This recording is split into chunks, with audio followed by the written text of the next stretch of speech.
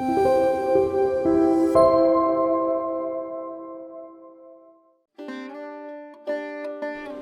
Shri Sai Ram.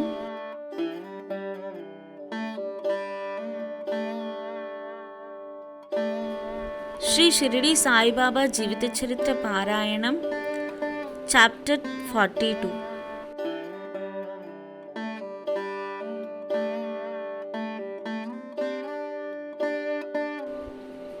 Baba's passing away.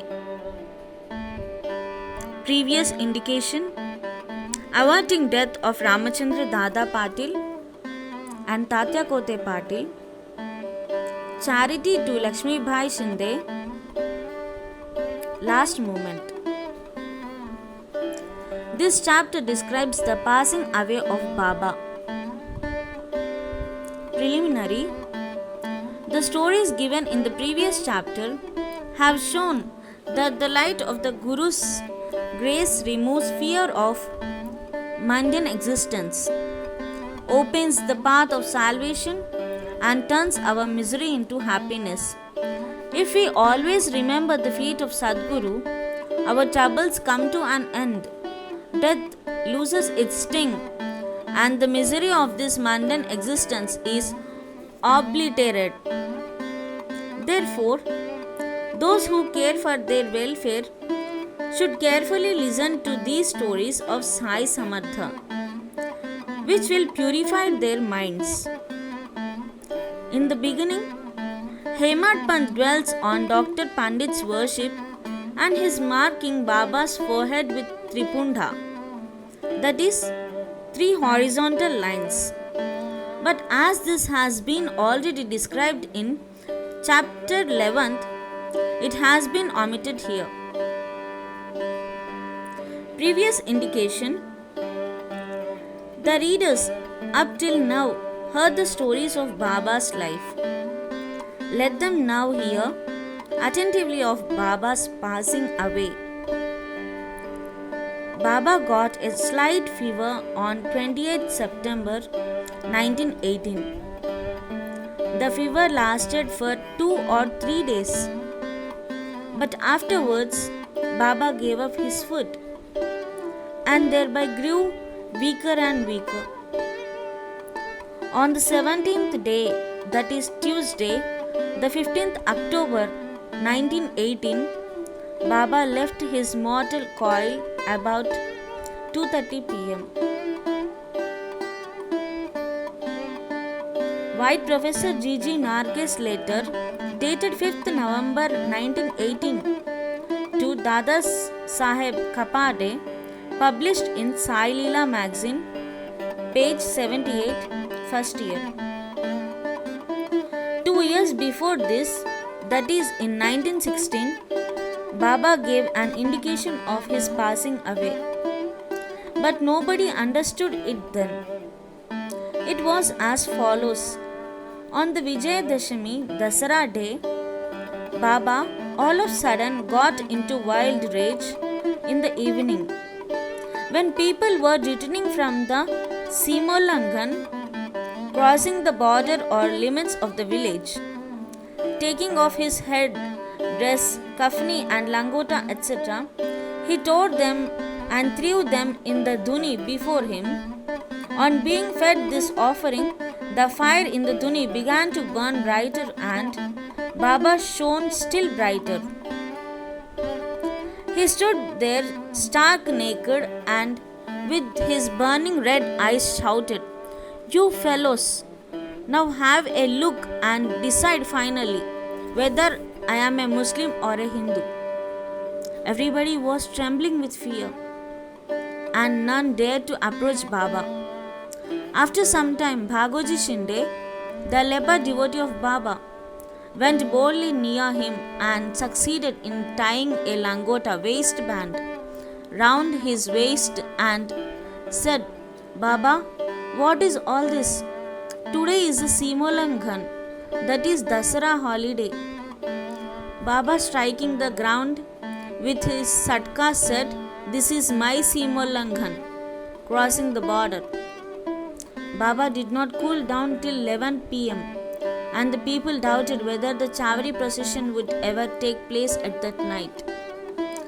After an hour, Baba resumed his normal condition and dressed himself as usual, attended the Chavri procession as described before. By this incident, Baba gave a suggestion that Dasara was the proper time for him to cross the border of life. But none understood its meaning then.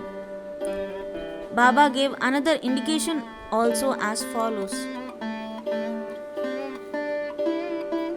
averting death of Ramachandra and Tatya Patil. Some time after this, Ramachandra Patil became seriously ill. He suffered a lot. He tried all remedies, but finding no relief, despaired of his life and was waiting for the last moment. Then one midnight, Baba suddenly stood near his bed. Patil held his feet and said, "I have lost all hopes of life. Please tell me definitely when I shall die." Merciful Baba said, "Don't be anxious. Your hundi, death warrant, has been withdrawn and you will soon recover.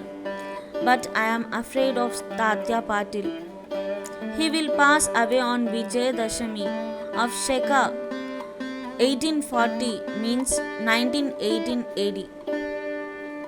Do not divulge this to anybody, nor to him, for he will be terribly frightened."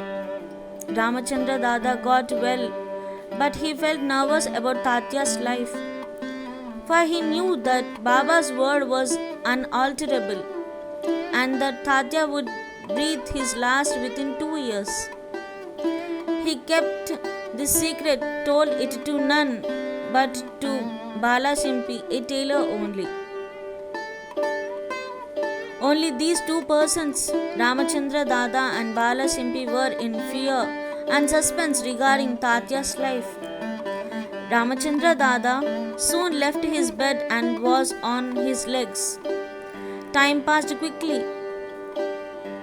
The month of Bhadrapada of Shaka 1840, means 1918, was ending and Ashwin was approaching. True to Baba's word, Tatya fell sick and was bedridden, and so he could not come for Baba's darshan. Baba was also down with fever. Tatya had full faith in Baba. Tatya's illness began to grow from bad to worse, and he could not move at all, but always remembered Baba. The predicament of Baba began to grow equally worse.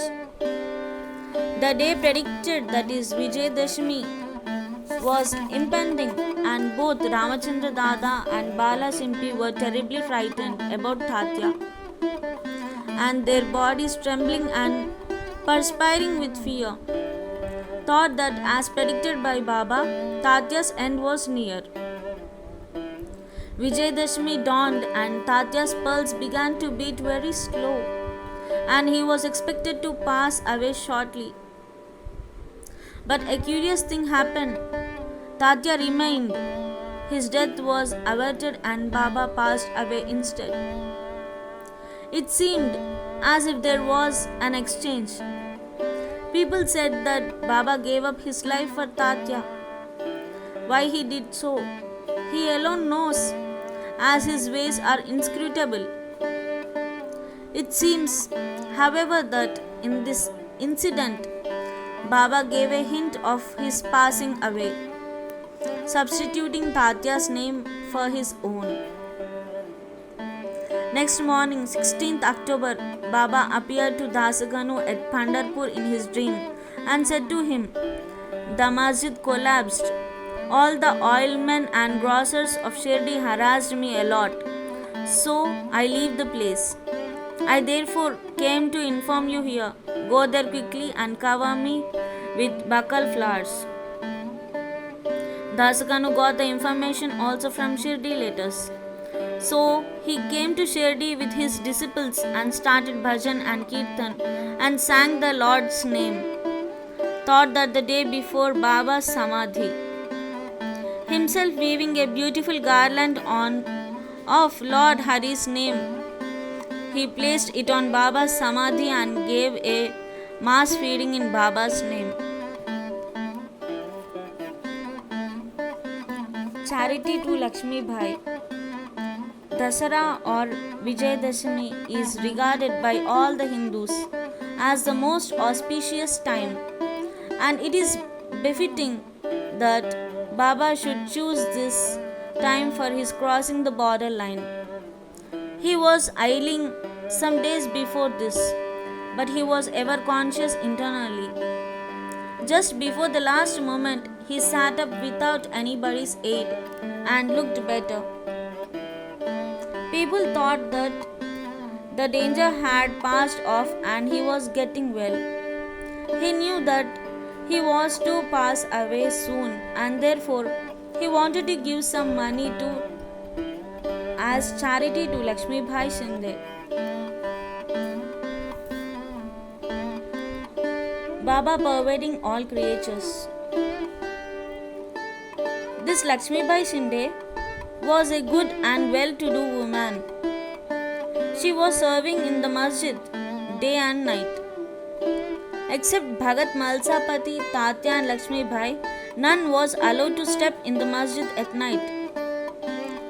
Once, while Baba was sitting in the masjid with Tatya in the evening, Lakshmi Bhai came and saluted Baba. Baba said to her, "Oh Lakshmi, I am very hungry." Off she went saying, "Baba, wait a bit. I returned immediately with bread." She did return with bread and vegetables and placed it same before Baba. He took it and gave it to a dog. Lakshmi Bhai then asked, "What is this, Baba? I ran in haste, prepared bread with my own hands for you, and you threw it to a dog without eating a morsel of it. You gave me trouble unnecessarily." Baba replied, "Why do you grieve for nothing? The appeasement of the dog's hunger is the same as mine. The dog has a soul, the creatures may be different, but the hunger of all is the same. Though some speak and others are dumb, know for certain that he who feeds the hungry really serves me with food. Regard this as truth. This is an ordinary incident, but Baba thereby propounded a great spiritual truth and showed its practical application in daily life without hurting anybody's feelings. From this time onward, Lakshmi Bhai began to offer him daily bread and milk with love and devotion. Baba accepted and ate it appreciatingly. He took a part of this and sent the remainder through Lakshmi Bhai to Radhakrishna Mai, who always relished and ate Baba's remnant prasad. This bread story should not be considered as a digression. It shows how Sai Baba pervaded all creatures and transcended them. He is omnipresent, birthless, deathless, and immortal. Baba remembered Lakshmi Bhai's service. How could he forget her? Just before leaving his body, he put his hand in his pocket and gave her 5 rupees and then 4 rupees, in all 9 rupees. This figure 9 is indicative of the 9 types of devotion described in the chapter 21, or it may be in the dakshina offered at the time of Simulanghan. Lakshmi Bhai was a well-to-do woman, and so she was not in want of any money. Baba might have suggested to her and brought to her notice the 9 characteristics of a good disciple mentioned in the 6th verse of chapter 10, Skanda 11 of the Bhagavat, where in first 5 and then 4 characteristics are mentioned. In the first and second couplets, Baba's this gift of 9 she will remember ever. Being so watchful and conscious, he ordered them all to clear off. Kaka Sahib Dikshit, Bapu Sahib Bhuti, and others were in the masjid, anxiously waiting upon Baba. But he asked them to go to the Wada and return after meals. They could not leave Baba's presence, nor could they disobey him. So, with heavy hearts and heavy feet, they went to the Wada. They knew that Baba's condition was very serious and that they could not leave him. They sat for meals, but their mind was elsewhere. It was with Baba. Before they finished, news came to them of Baba shedding the mortal coil. Leaving their dishes, they ran to the masjid and found that Baba rested finally on Baija's lap. He did not collapse on the ground, nor did he lie on his bed, but sitting quietly on his seat and doing charity with his own hand, left the mortal coil. Saints embody themselves and come into this world with a definite mission, and after that is fulfilled, they pass away as quietly and easily as they came. Bodhi Sri Sai, peace be to all. Om Shri Sai Ram.